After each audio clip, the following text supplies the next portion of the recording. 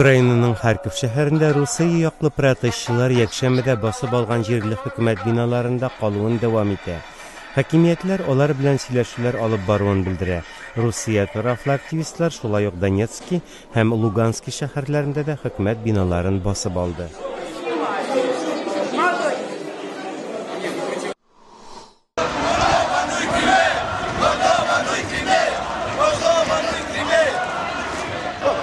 Молдова башкаласы Кишинәүдә Русиягә каршы активистлар якшәмбедә Русия илчелегенә таба йөреш үткәрде.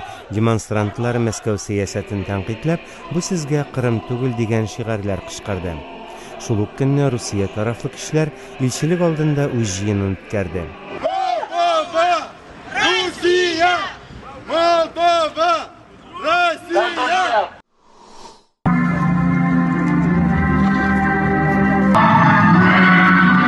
Кыргызстан президенты Алмазбек Атамбаев 2010 елның 7 апрелендә хөкүмәткә каршы протест чаралары вакытында курбан булган активистларны искә алу чарасында катнашты.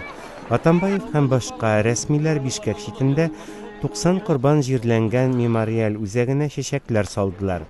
4 ел элек булган урам җыеннары нәтиҗәсендә ул чактагы президент Курманбек Бакыев иленнән качып Беларуска китәргә мәҗбүр булды.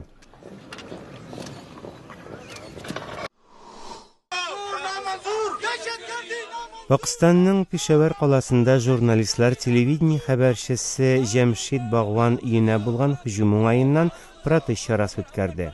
Экспресс ТВ каналы бюросы башлыгы Багван һөҗүм нәтиҗәсендә исән калган. Пакистан журналистлары хөкүмәттән журналистларны сугышчылардан саклау өчен тиешле чаралар күрергә таләп итте.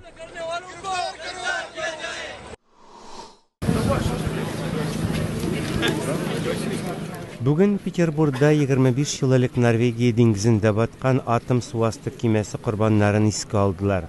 Комсомолец кемәсе 1989 елның 7 апрелендә янгын нәтиҗәсендә баткан иде. Кемәдәге 27 кеше коткарылды, 42 кеше һәлак булды.